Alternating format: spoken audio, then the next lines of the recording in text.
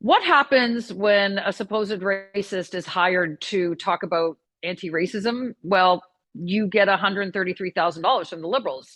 I'm Adrienne Batra. With me are Jamil Javani and Brian Lilly. Of course, I'm being somewhat tongue-in-cheek there, Jamil, because this is an update to something that we told our viewers about last week, and that was the Liberal government handing out a $133,000 grant to an organization to provide anti-racism training for broadcasters. You had the front page story in the Toronto Sun talking about this issue. Well, fortunately, a few days later, that very same contract was canceled after Brian Lilly put some calls into the minister's office. We finally found out they canceled it. But there's another level and layer to this controversy as it is ongoing. What do we know now? Well, yeah, I mean, so the good news is, of course, that the contract has been suspended. It looks like that organization's not going to do any more work with the federal government, which is what a lot of us were hoping would be the case. Unfortunately, some deeper issues, some deeper rot has been revealed. One being that this organization also has a relationship with the CRTC, the very organization that is being, if Bill C-11 is passed by the Senate, tasked with deciding what content is deemed racist on the internet and what is not. So there is a much deeper ideological problem running through Ottawa right now when it comes to who is being given the power to determine what racism is and how we think about racism between different groups of Canadians. The other issue, of course, is that a member of parliament from the Montreal area, Anthony Housefather, has come out and said that before all this media controversy began, he actually warned Minister Ahmed Hussein about this issue. And so no one in the Trudeau administration can actually claim ignorance on this. There may be willful ignorance, but all the information was given to them before people like Brian or Adrian or myself started talking about this. And now they want to play innocent, like this is all news to them, but it's clearly not. You know, Brian, the government, the belly of government has gotten so big they can't even see their feet. They're just money is just flying out the door. They don't know who it's going to. There's no investigation. There's no research. But I can tell you, as someone who's in a position of hiring anybody, the first thing I do is go check their social media. And it should be, I mean, the minister's office has an army of staff. They have plenty of opportunity to, at the very least, do a cursory look at this information that's being put forward by this Laith Marouf and his organization, the CMAC or whatever it is. But you've got another sort of sidebar to the connection between the two. Yeah, so but first I'll give you the reason the government gave originally, and this relates to why it's a load of bunk. The government, when I talked to them, they were saying, well, kind of fell through the cracks. This wasn't good. Grant was handed out in the middle of the election. It was started under the previous minister. So all this money comes from the Department of Canadian Heritage. And before the election last September, that's when the grant was announced, by the way, September. Before the election, it was Stephen Guilbeault. We all know him. He's a fine young radical who's been involved in all kinds of crazy things. He was the Minister of Heritage. That's where the money comes from. Bardish Chagger was the Minister of Diversity and Inclusion. That's who gets to hand out the money.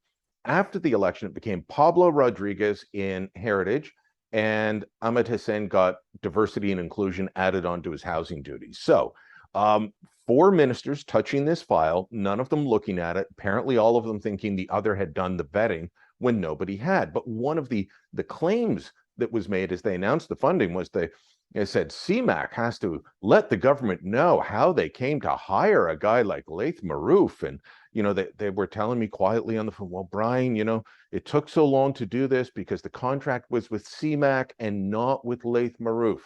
They're one and the same. The organization shares a home address with Laith Marouf, and his cell number was the actual phone number for CMAC. It's the only one on file, and it was also the one posted publicly for TV producers from places like Iran's Press TV, the propaganda arm for the mullahs in Tehran, who, for producers looking to contact him, he said, contact me on my mobile or WhatsApp, and it's the same number. This is ridiculous that they were claiming this, that they didn't know. And Anthony Housefather, he's a guy I've known for a long time. We may differ on a lot of things politically, but he's a stand-up guy. If he says he went to the minister ahead of time, I fully believe him. He would have been active on this file. It's just a mess from beginning to end. And yeah, Jamil's right. They go to the CRTC as rent seekers, just trying to get money out of the big telcos through these community grants, and they get it. They claim that they're owed this money by Bell, by Rogers, by Quebecor.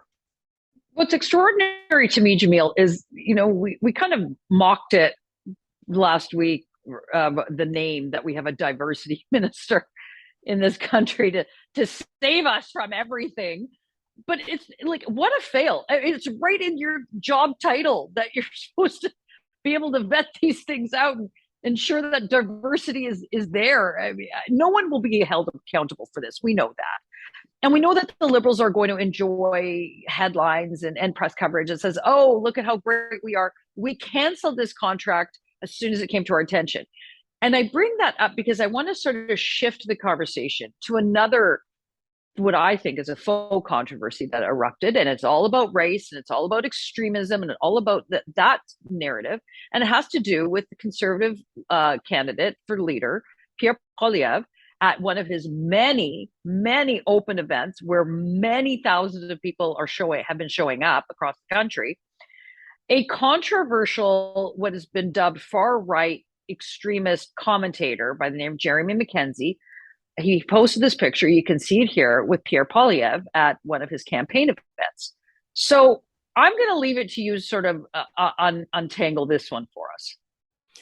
Well, I think you're right when you say that there are thousands of people who come to Pierre Poilievre's events. That's actually one of the things that is unique about his campaign. He's drawing these massive crowds all across the country, and he takes pictures with them. I've been at some of these events where you can see long lineups of people waiting to take a selfie with him, waiting to take a picture with him.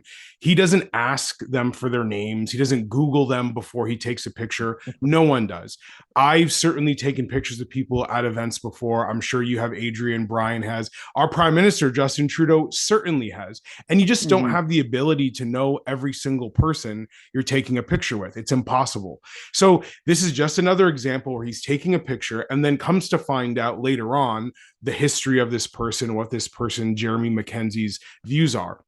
The thing that's frustrating about this is that Jeremy McKenzie has gone on the record in comments to different news outlets, including the Western Standard, that he did this on purpose, that this is part of his attempt to get attention. It's part of him trolling the media. He knew when he took that picture with Pierre that it was going to generate some controversy, that he knew that there were certain reporters who have a certain fixation on trying to paint Pierre Poilievre as a racist, that they were going to eat this up. And so this is all a troll job from a guy who comes across to me like a clown. And yet the media is allowing this guy to impact who is the biggest challenger to Justin Trudeau to emerge in the last decade. That is mind-blowing to me, that we have such a media culture that we can't even see when the media is being played. And that's the bigger concern to me than the race stuff, because we know that the race stuff is going to be unfair toward Conservatives. That's the reality of our political culture. And my hope would be that Conservatives looking at this really do take away, like, be true to yourself, be true to what you believe. Don't try to placate critics who want to call you a racist and will do whatever they possibly can to call you that, no matter what you say or do. Brian, I get accused a lot of, the notion of whataboutism. So, all right, that people can accuse me of it here again. I agree that these grip and grins, as we call them, these big open events, you can't control who shows up at them, but there are certain things you can control. And I'm just going to throw out the one example that I think is separate from this particular incident. And that happened when Justin Trudeau's government invited a convicted a guy who attempted murder on an Indian government official in Canada, invited that guy to go to India on Trudeau's very controversial trip to India a few years ago. there's Jaspal Atwal and Justin Trudeau and his wife and a whole bunch of other people. That was purposeful. What Mr. Poilievre had happened to him wasn't purposeful. Like it wasn't on purpose. I mean, so I mean, I don't want to get caught up in a lot of this, but it just seems to me that this is overblown, phony. And if Pierre wins the leadership, you're going to see the headlines now. What will Pierre do with the extremists that support him, etc.? It is a complete double standard, and it will never go away. People ask me why I say that most journalists lean left. It's because I've worked in newsrooms across the country and in all kinds of outlets, not just the Toronto Sun. And most of them do. And they come up with stories like this, and they see that the Jeremy Mackenzie story is a huge issue, but Jaspal Atwal is not. Now, look, I've not gone after Justin Trudeau for taking grip and grin photos with people who are Nazis or people who are convicted of sexual assault. That has happened to him. But just like we say to Pierre Poilievre can't know everyone that's coming up to him, Trudeau can't either. But there's a world of difference between a grip and grin photo and inviting Jaspal Atwal on a trip to India.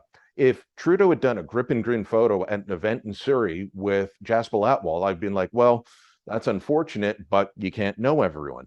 But he was actually vetted by the PMO and the Privy Council office to go on an official state visit to India after being invited by a Liberal MP. Somebody should have said, wait a minute, convicted of terrorism, convicted of attempted murder on an Indian government official? This may not play too well. They didn't do that. He invited Joshua Boyle, a Canadian who was a Taliban sympathizer, portrayed by some as a hostage, but a Taliban sympathizer. He invited him into his office. Could he have known that Boyle was later going to be accused of domestic assault? No. But these things are very different. You're inviting people in when you know their views and it's okay. Or you're hiring people. Like, look, the NDP approached me about Laith Marouf and said, we've been done with this guy for years. He considers us to be a right-wing sellout group, and he's so radical, everybody in Montreal knows him. The Liberals give him money, but they go after Pierre over a grip and grin photo.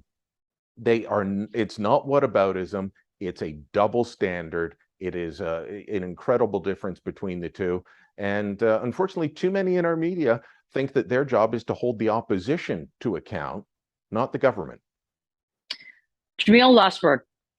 Yeah, the only thing I would just say is, like, it's been obvious that even conservatives who try to placate to their media critics never satisfy them, right? I mean, you look at here in Ontario, we've got an education minister, Stephen Lecce, who might be the wokest politician in the country.